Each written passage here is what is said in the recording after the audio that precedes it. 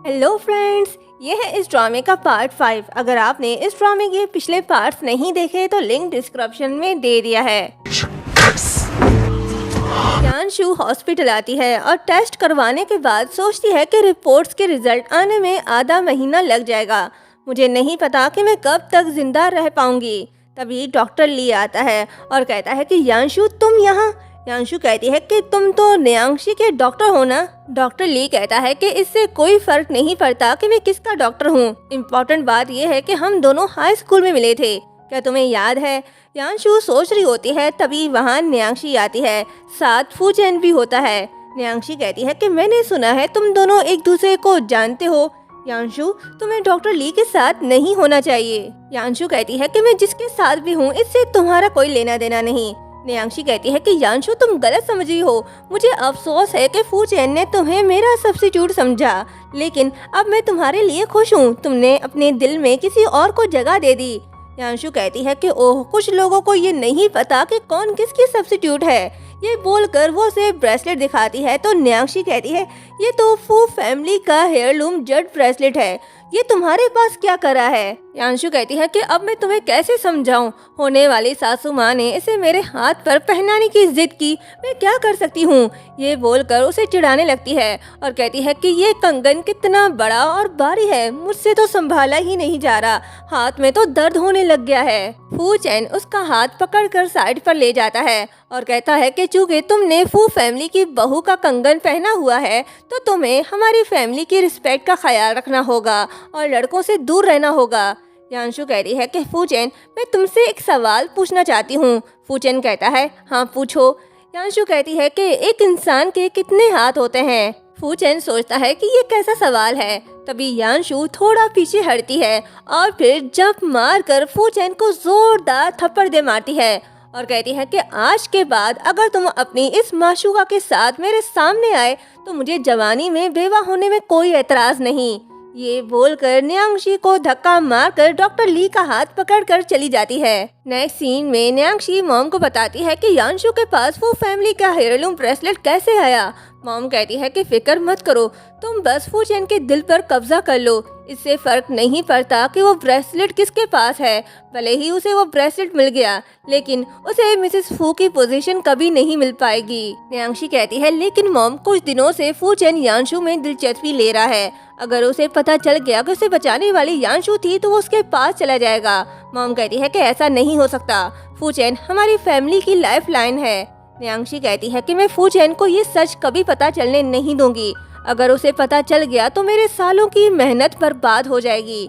तभी एक सर्वेंट आती है जो न्यांशी का ड्रेस पहने बड़ी खुश होकर ये कहते हुए जाती है कि मैंने अपनी पूरी लाइफ में ऐसा ब्यूटीफुल ड्रेस नहीं पहना। मॉम कहती है क्या ये वो न्यू लिमिटेड एडिशन ड्रेस नहीं है जो तुमने रिसेंटली खरीदा था? यानशु कहती है कि इसकी हिम्मत कैसे हुई मेरे कपड़े पहनने की। तभी न्यांशु के रूम से टूटने की आवाज आती है तो वो कहती है मेरे रूम में कौन है? मॉम कहती है कहीं कोई चोर तो घुस नहीं आया। दोनों माँ बेटी भागते हुए रूम में जाते हैं जहाँ यानशु ने तहलका मचाया होता है। न्यांशी के रूम को तहस नहस करके रख दिया। ये सब देखकर न्यांशी गुस्से से चिल्लाने लगती है और कहती है कि यानशु तुम पागल हो गई हो। यानशु कहती है कि मैंने तुम्हें पहले ही कह दिया था कि ये रूम मेरा है, इसे खाली कर दो, अब तुमने नहीं किया तो मुझे खुद ही ये सब करना पड़ा। न्यांशी कहती है मैंने तुमसे कहा ना ये मेरा रूम है, मेरा नहीं, मेरे कपड़े कहाँ गए? यानशु कहती है वो क्या है ना, मैंने वो सब गरीबों में बांट दिए और थोड़े बहुत बचे थे तो वो घर के सर्वेंट को दे दिए, बस ये रहता है, इसे रख लो तुम। न्यांशी कहती है मेरा लिमिटेड एडिशन, यानशु मैं तुम्हें नहीं छोड़ूंगी। ये बोलकर जैसे ही आगे बढ़ती है तभी यानशु उसे जोरदार थप्पड़ दे मारती है। फिर क्या, नाजुक कली गोल घुमाटी मारकर बेड पर गिरकर बेहोश हो जाती है। यानशु कहती है कि मैं न्यांशी के इस वेलकम सेरेमनी से बड़ी खुश हुई।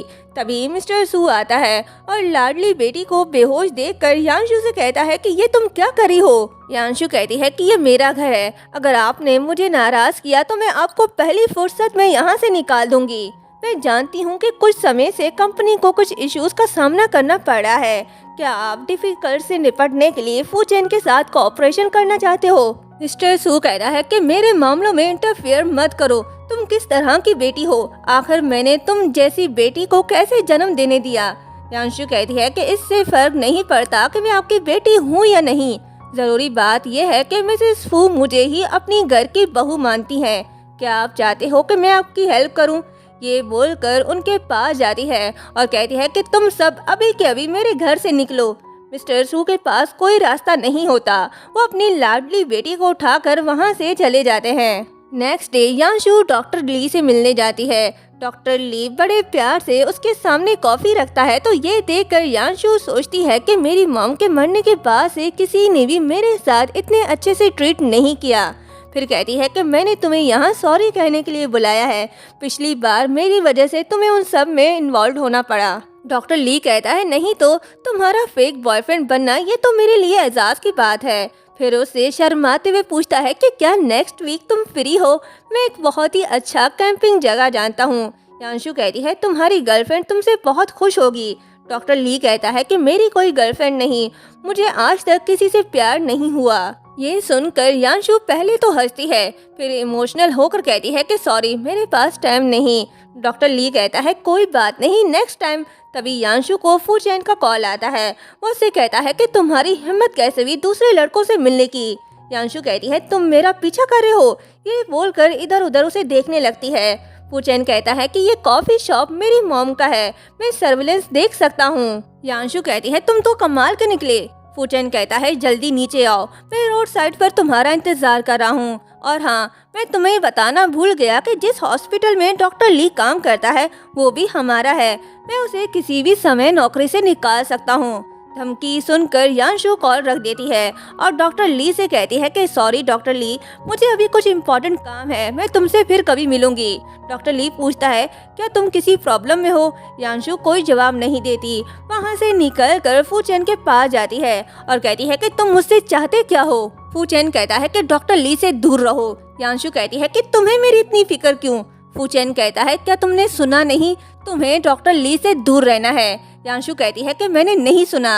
ये बोलकर वो फू चैन को थप्पड़ मारने लगती है तो फू चैन उसका हाथ पकड़कर रोक लेता है और कहता है कि तुम्हें सच में लगता है कि मैं तुम्हें बीट नहीं कर सकता? यांशु कहती है कि छोड़ो मेरा हाथ, जाने दो मुझे। तभी सामने से डॉक्टर ली आता है। उसे देखकर फू चैन मुस्कुराने लगता है तो यांशु कहती है ये हम दोनों के बीच का मैटर है, इसमें दूसरों को मत घसीटो। फू चैन कहता है कि वो तुम ही हो जो उसे बीच में ले आई। ये बोलकर वो कार का विंडो ओपन करता है और हॉर्न बजाता है ताकि डॉक्टर ली उन्हें देख सके। जैसे ही डॉक्टर ली उन्हें देखता है तभी फू चैन यांशु को अपने क्लोज कर लेता है। ये देखकर बेचारा डॉक्टर ली का दिल ही टूट जाता है। आया था गर्लफ्रेंड बनाने, टूटे दिल के साथ चला जाता है। यांशु उसे खुद से दूर करती है और उसके निक पर जोर से कोनी मारकर कार से निकल जाती है। फिर देखती है कि वो हिलडुल नहीं रहा तो वो कहती है चलो ड्रामा बंद करो। फू चैन कोई जवाब नहीं देता तो यांशु कहती है हाय मैंने क्या कर दिया, ये मर तो नहीं गया। और यहीं पर ये पार्ट एंड होता है।